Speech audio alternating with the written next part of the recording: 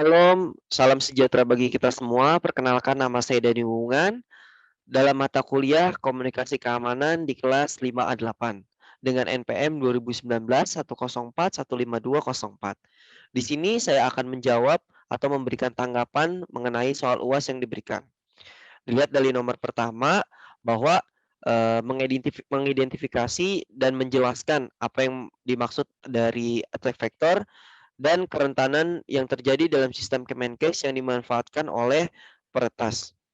Di sini saya memberikan tanggapan bahwa sebelum kita masuk ke dalam kasusnya, kita akan memberikan sebuah definisi, yaitu yang pertama dari exploit itu sendiri, bahwa exploit ini dirancang untuk memberikan akses tingkat super ke dalam sistem komputer yang bertujuan dalam meningkatkan keamanan yang terjadi.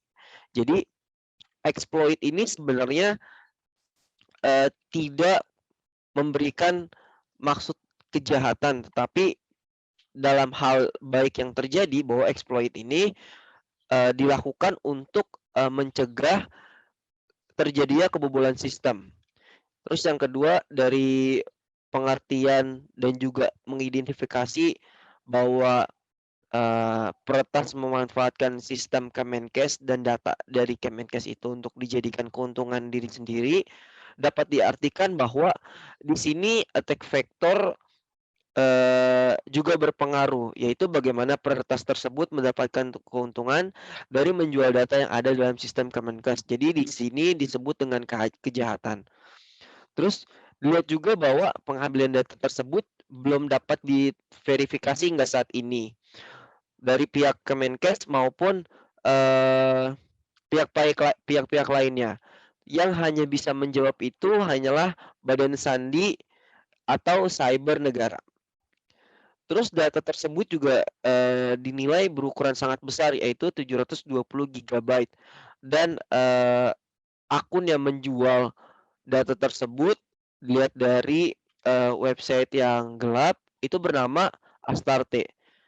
Di sini juga kerentanan yang dimaksud itu bahwa sistem keamanan atau server yang dimiliki oleh Kemenkes ini dinilai masih cukup tidak kuat dalam lingkup negara, dalam lingkup penanggulangan sebuah masalah. Terus juga di sini dapat dilihat bahwa kerentanan yang terjadi bahwa pegawai dari Kemenkes tersebut dieksploitasi. Jadi diancam dan kemudian memberikan akses yang langsung ke komputer lokal sehingga dengan mudah mengambil data tersebut.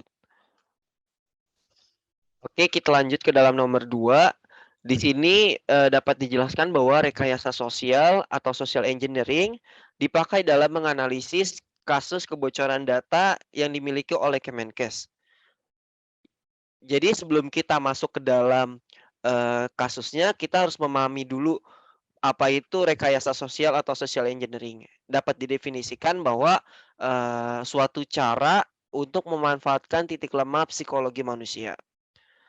Dalam hal ini manusia digunakan sebagai senjata untuk mendapatkan data atau keinginan seseorang. Jadi titik lemah psikologi manusia dalam ancaman, dalam hal apapun digunakan untuk menyerang korban, menyerang massa yang akan dijadikan sebagai sasaran. Terus juga dalam kasus kebocoran data Kemenkes ini dapat dijelaskan bahwa pegawai Kemenkes yang tidak bisa disebutkan namanya tersebut dieksploitasi sehingga memberikan akses ke komputer lokal. Manusia juga sebagai bagian dari sistem keamanan informasi dinilai menjadi hal yang tepat untuk mendapatkan suatu data. Ya karena dengan data yang dimiliki oleh peretas, manusia juga bisa takut, yaitu dengan salah satu hal yang bersifat privasi. Di tengah zaman yang sudah semakin canggih ini, Banyak pelaku kejahatan cyber yang bisa melakukan apapun untuk mendapatkan data pribadi, sesuai dengan porsi dan tujuannya. Tapi, terlepas dari itu semua, kita sebagai manusia harus saling mengingatkan untuk tidak provokasi atau, eee, mencari cara untuk, mengeksploitasi orang untuk mendapatkan apa yang kita inginkan. Jadi tidak sebaliknya kita lakukan dan juga kita harus bersikap netral, harus melawan kejahatan cyber. Yang nomor 3 itu dapat dijelaskan bahwa, pendapat saya itu sangat setuju karena dalam komunikasi keamanan yang sangat berpengaruh itu adalah komunikasinya. Jadi komunikasi itu bisa menjadi senjata untuk mengancam, untuk, memanipulasi atau merubah seseorang. Jadi dapat dikatakan bahwa, selama beberapa semester, setelah UTS kemarin, dapat dikatakan bahwa, di sini komunikasi keamanan juga sangat berpengaruh. Komunikasi keamanan manusia juga sangat berpengaruh mulai dari persuasi, inokulasi, prior belief defense against persuasion itu juga sangat berpengaruh. Jadi, suatu komunikasi keamanan manusia juga dapat dipersuasi dan inokulasi. Jadi, persuasi itu dapat dikatakan suatu tindakan membujuk atau merayu orang untuk berubah pikiran, untuk terbuka dan menerima ide gagasan. Sedangkan inokulasi dapat digambarkan bahwa suatu cara untuk menanamkan ide atau gagasan di kepala orang.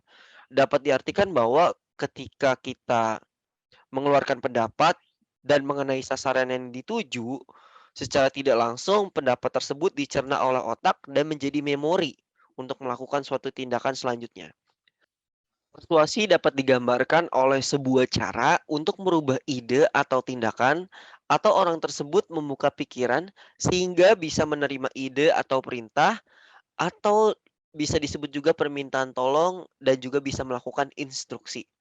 Terus juga dalam rekayasa sosial keamanan cyber yang sedang terjadi atau dibahas, yaitu keamanan data dari Kemenkes, itu sama halnya dengan bagaimana seseorang dipersuasi dan mendapatkan sebuah pemikiran atau ide untuk melakukan sesuatu atau yang disebut dengan inokulasi. Sehingga kasus tersebut mengingatkan bahwa peretas mengeksploitasi atau mengancam diri dari, pegawai Kemenkes tersebut. Sehingga, langsung terkena psikis komunikasi itu sendiri. Dalam kasus ini juga seorang lembaga besar mempunyai pegawai yang dieksploitasi itu menurut saya kurang sangat diperhatikan. Karena, dalam hal keamanan cyber dari sebuah kementerian yang saat ini menjadi ujung tombak dalam hal penanggulangan salah satu virus, malah terbobol dan, eee, pegawainya dieksploitasi dengan sangat mudah. Dan memakan waktu kurang lebih waktu yang sangat cepat 4 bulan. Jadi dapat dikatakan bahwa rekayasa sosial yang dijelaskan dalam kasus ini dan hubungannya dengan materi-materi komunikasi keamanan setelah UTS itu dinilai, sangat cocok karena persuasi dan inokulasi dapat ditujukan oleh seseorang dalam merubah ide atau pemikiran, sehingga psikis dari manusia itu bisa terkena. Terus juga di sini dijelaskan bahwa prior belief defense against persuasion sangat berpengaruh, sangat dinilai sangat, bagus dalam penanggulangan persuasi dan inokulasi ini.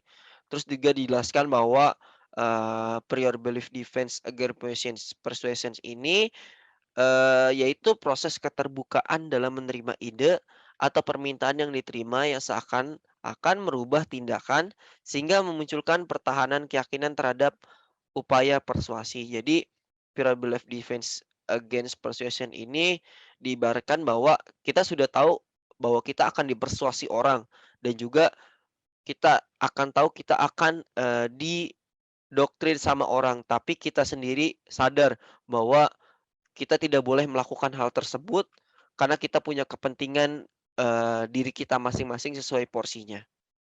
Lanjut ke dalam nomor 4, di sini saya merekomendasikan aspek-aspek yang menarik untuk diteliti secara ilmiah mengenai komunikasi keamanan dan juga, fenomena pembobolan data yang dilakukan oleh peretas di dalam Kemenkes.